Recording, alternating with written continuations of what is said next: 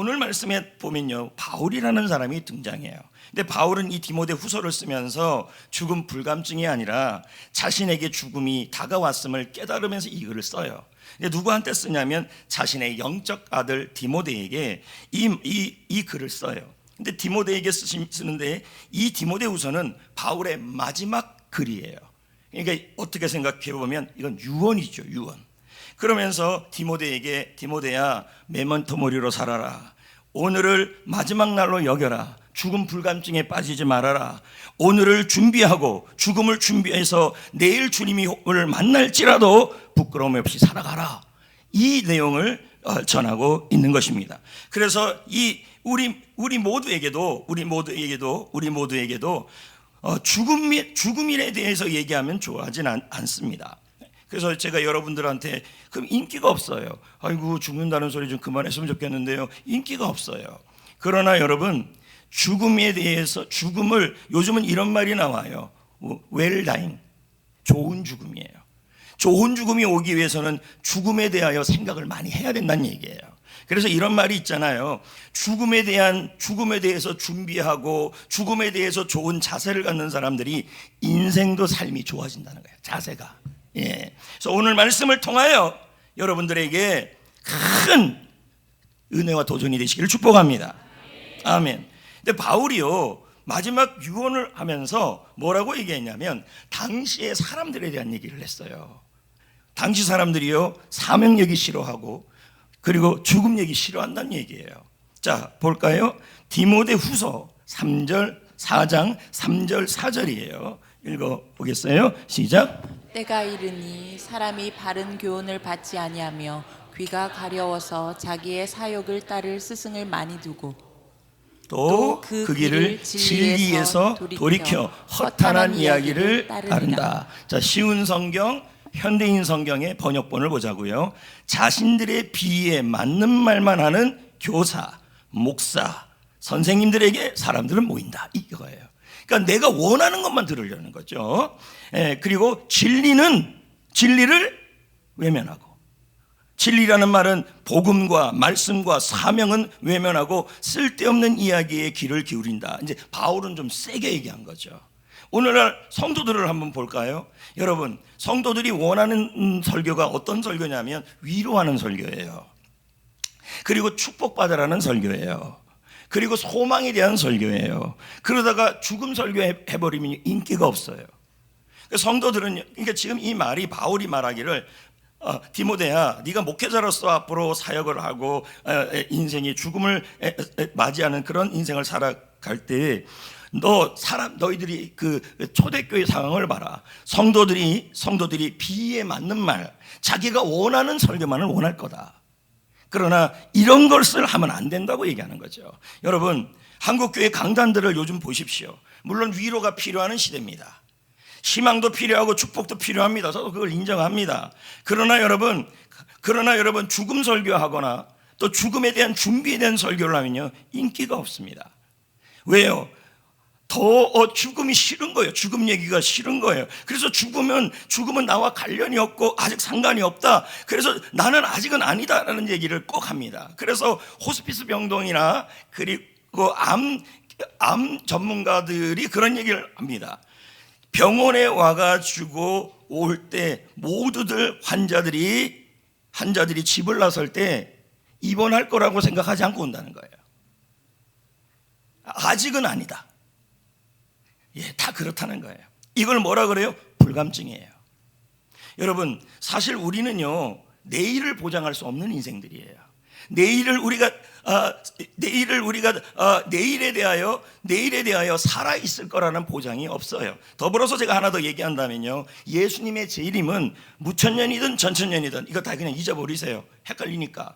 어떻든 재림론에 대해서 천년왕국에 대한 얘기를 할 때 어떻든 예수님이 재림이 오는데 도둑같이 오는데 그날이 오늘일 수도 있고 내일일 수도 있습니다.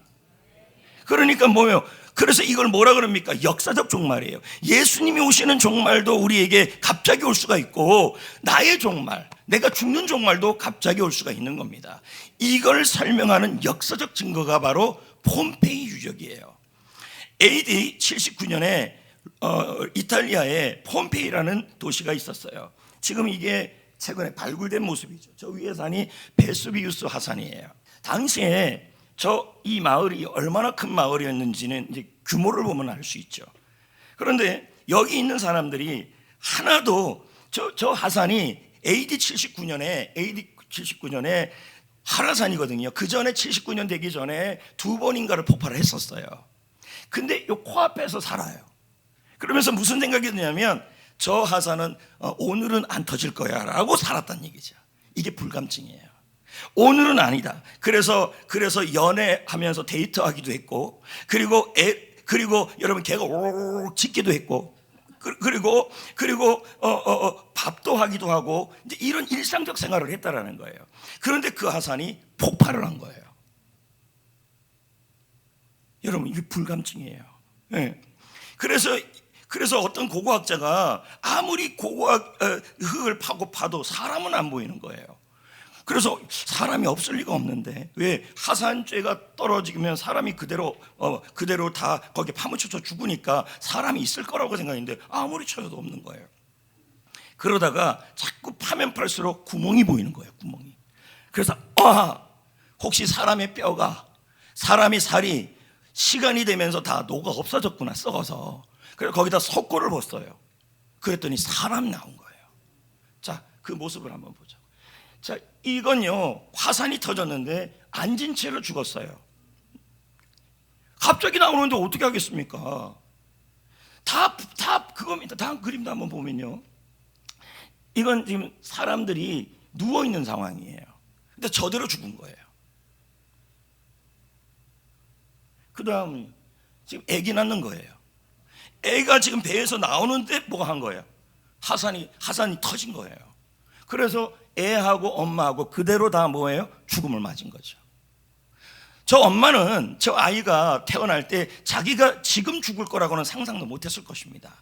저는 이걸 뭐라 그러냐면 죽음 불감증이라는 거예요. 우리도 그렇습니다.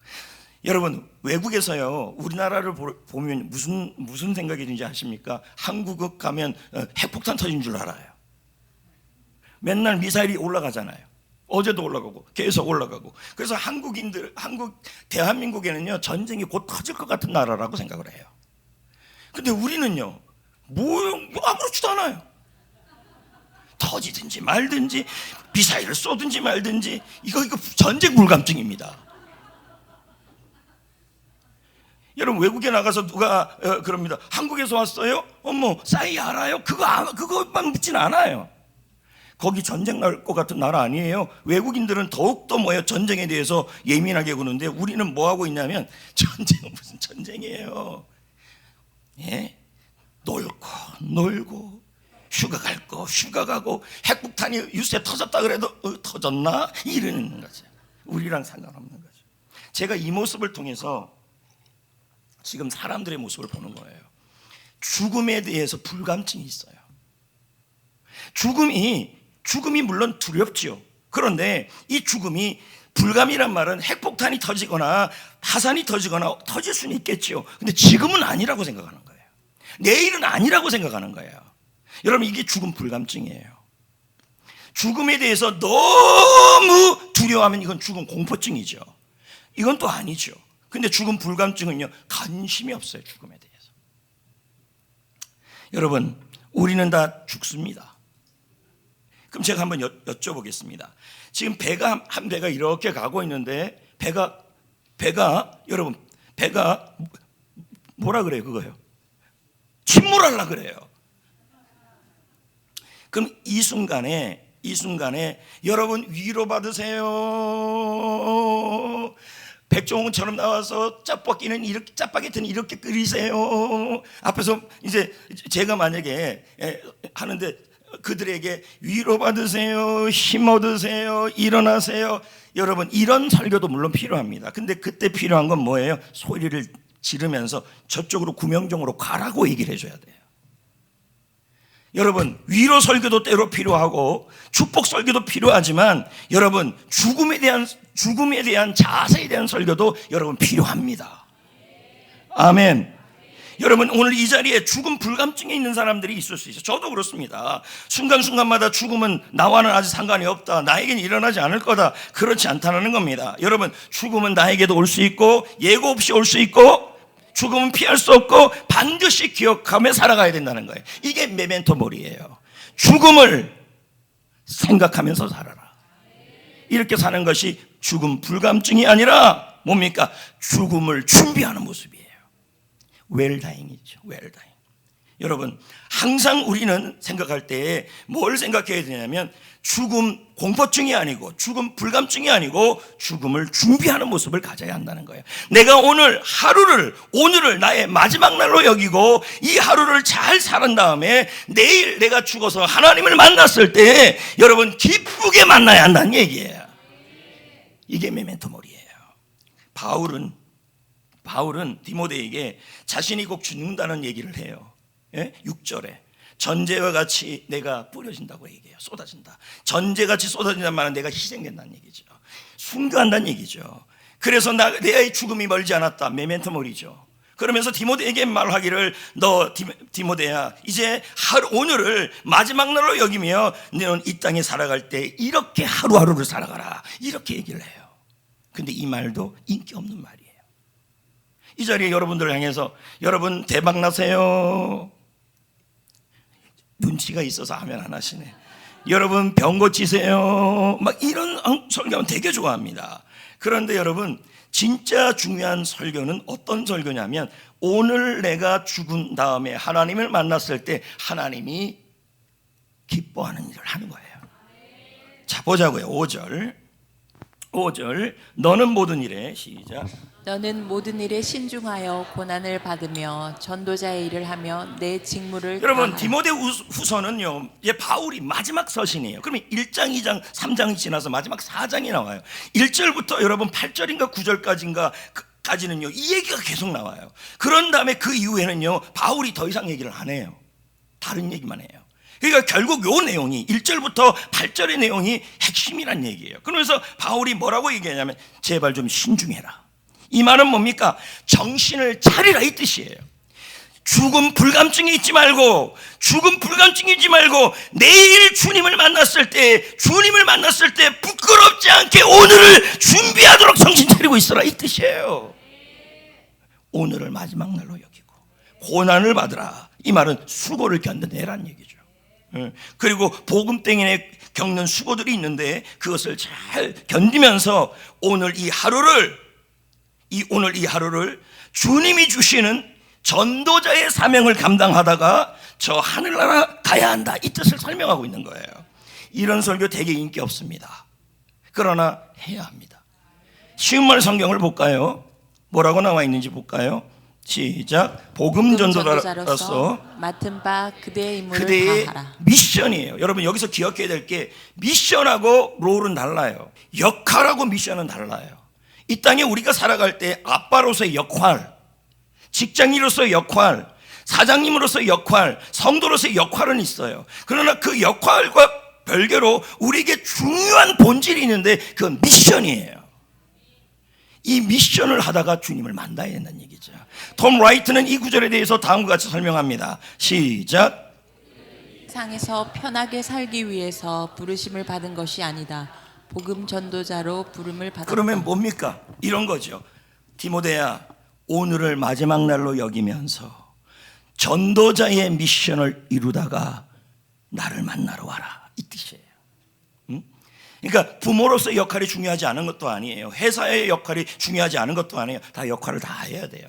그러나 역할과 미션은 달라요. 역할은 내가 해야 될 일이지만 미션은 하나님이 부탁하신 일이에요. 2절을 볼까요? 너는 시작. 너는 말씀을 전파하라. 항상 힘쓰라. 여기서 보면 어떤 단어가 나오냐면 항상이라는 단어가 나와요. 항상 복음을 전하래요. 그럼 뭡니까? 이 땅에서 복음을 전하는 일은 항상 기본이란 얘기예요. 미션이란 얘기예요. 여러분, 하나님이 예수님을 이 땅에 보내셨습니다. 왜 보냈을까요? 여러분, 예수님은 역할이 있었습니다. 목수의 역할, 또 자녀의 역할, 그리고 여러 역할들이 있었죠. 그런데 이 역할하고 별개로 하나님이 예수님을 보낸 미션이 있다는 얘기예요. 그렇다면 나중에 우리가 주님을 만났을 때, 나중에 아니라 우리가 죽음 위에 주님을 만났을 때 주님이 원하시는 건 뭘까요? 내가 보낸 그 일을 했냐예요. 자, 그럼 보자고요. 누가복음 4장 43절 시작. 예수께서 이르시되 내가 다른 동네에서도 하나님의 나라 복음을 전하여야 하리니 나는 이 일을 위해 보내심을 받았노라. 나옵니까? 그러면 여러분, 예수님이 이 땅에 왔을 때 마리아의 아들, 요셉의 아들이란 역할, 그리고 아버지의 일은 목수였잖아요. 그 목수에 대한 역할, 그 외의 역할들도 있었을 겁니다. 그러나 이 역할은 이 땅에서 해야 될 역할들이에요. 그런데 하나님이 원하는 미션이 있다는 얘기예요. 보낸 일이. 미션이란 말은 라틴어로 보내다는 뜻이에요. 그게 뭡니까? 복음을 전하기 위해서 왔다는 거죠. 이게 뭡니까? 미션이에요. 근데 예수님은 이 일을 누구한테 맡겼냐면 우리한테 또 맡겨버렸어요. 자, 요한복음 17장 18절 읽어봅시다. 이거 전하면서도 이제 이런 생각이 드는 거예요. 오늘 설교 인기 없을 텐데. 열심히 전하를, 괜찮아요. 17절 18절 시작. 아버지께서 나를 세상에 보내신 것 같이 나도 그들을 세상에 하나님이 보내었고. 예수님을 세상에 보냈죠? 보냈을 때 뭘 보냈어요? 보내다 미션을 갖고 보낸 거예요. 그런데 이제 예수님은 우리를 또 뭘로 보내요? 세상으로 보냈어요. 뭘로 보내요? 미션으로 보내요.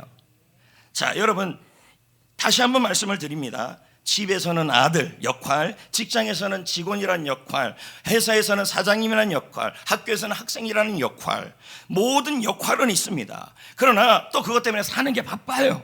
그리고 힘겹기도 해요. 충분히 이해가 돼요. 그러나 역할하고 별개는 뭐냐면 우리 하나님께서 주신 것은 미션이란 얘기죠. 여러분, 오늘을 마지막 날로 여기며 이 오늘 전도자의 직무를 다 하다가 하나님을 만나라, 이 뜻이에요. 이게 디모데의 메멘토몰이에요. 여기 그림을 한번 보면요, 여기 학생이 공부를 하고 있어요. 맞죠? 어?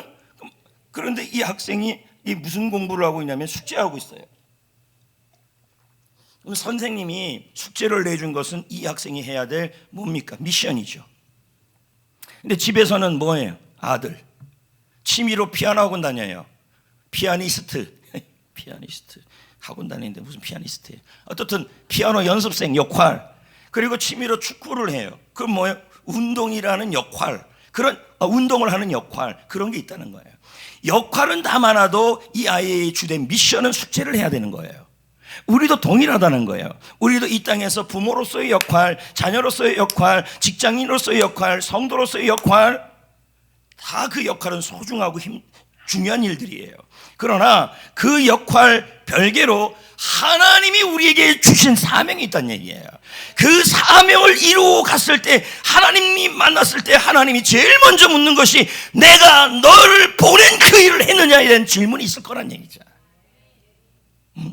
그리고 그것에 대하여 뭐예요? 한하게 웃을 수도 있고 안 웃을 수도 있다라는 거죠. 그래서 바울은 디모데에게 뭐라고 얘기합니까? 자, 2절이에요. 너는 시작. 너는 말씀을 전파하라. 때를 얻든지 못 얻든지 항상 힘써라. 범사에 오래 참음과 가르침으로 경책하며 경계하며 권하라.